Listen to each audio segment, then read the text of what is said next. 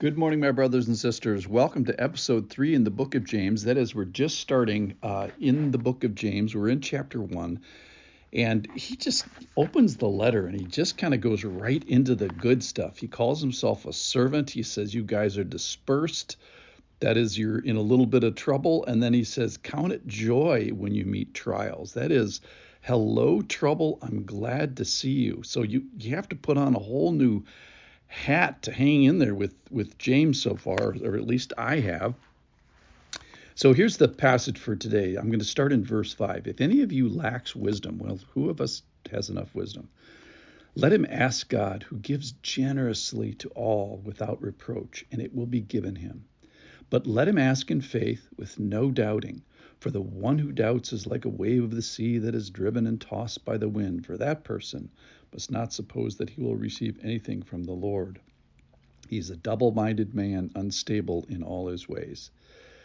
And then for today, let the lowly brother boast in his exaltation and the rich in his humiliation, because like a flower of the grass, he will pass away. For the sun rises with its scorching heat and withers the grass. Its flower falls, its beauty perishes. So also will the rich man fade away in the midst of his pursuit. Verse 12 is kind of the theme verse. Blessed is the man who remains steadfast under trial. So the whole section, and we're actually only halfway through it, is about trials. And what's the deal with trials? We're going to need wisdom. We're going to need faith to get through them. And the faith is going to be in him and in his given wisdom. So what's the deal with trials? The trials are supposed to have an effect. The ESV commentary said it's a life of faithful endurance amidst trouble and affliction. That's what the author's trying to get us towards. The trials is to make us steadfast. The steadfastness is completing our faith, maturing our faith, making us maybe not worldly happy, because who wants trials, but spiritually happy. So he's saying we need wisdom. Who doesn't have enough of that? And what is wisdom? Wisdom is knowledge rightly applied to reality. That is a wisdom that's sourced by God, given by God, and demonstrates a faith in him, a solid faith without waffling and waves and being double-minded. All right, so he talks about trials being where the rubber meets the road, and he talks about two groups of people that are going to get trial today. The lowly brother and the rich brother. So he's going to give two specific examples of people that are being trialed, and my goodness, the applications are amazing for us.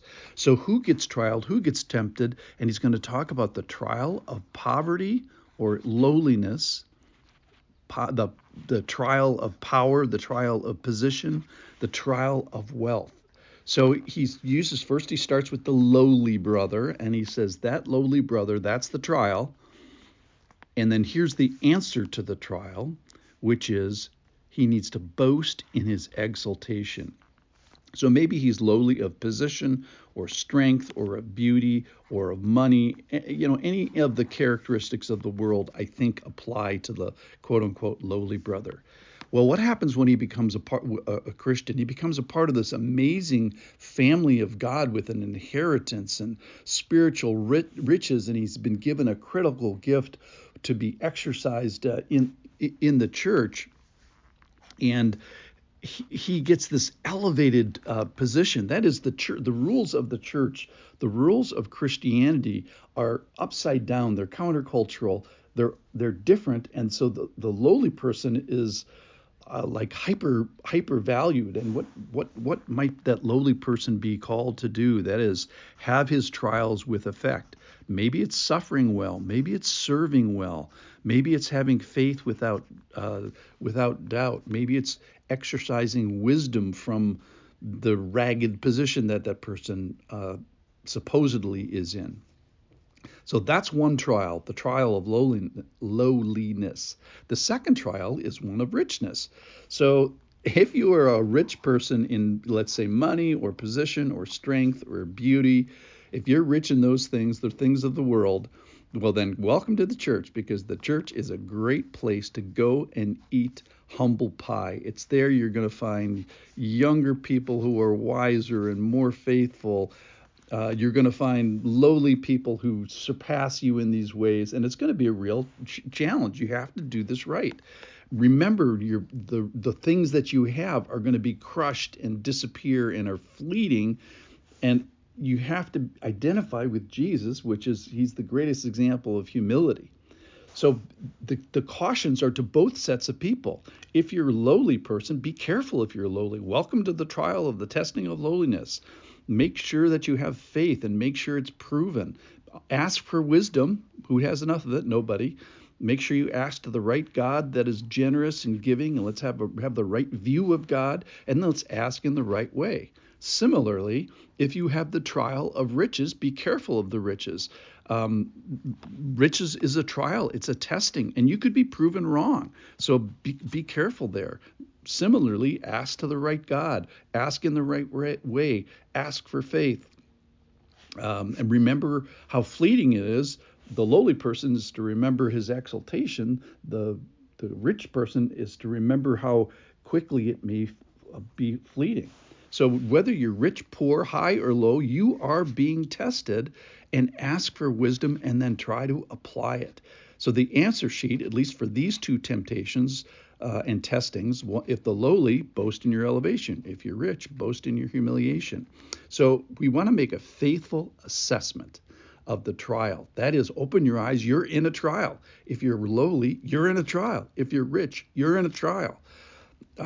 Your faith of who God is being tested. What is he like? That's being tested. What is it that he wants? How does he get what he wants? Trials, by the way. And then what is your job in the trial? So be careful. I think this is saying, if you're a lowly brother, be careful and do this right. If you're a rich brother, be careful. You want to do this right as well. So what is the trials for? Richness and lowliness? It's to make us produce steadfastness and let it have its complete effect. So these two examples today are used to open our eyes at least to one kind of trial.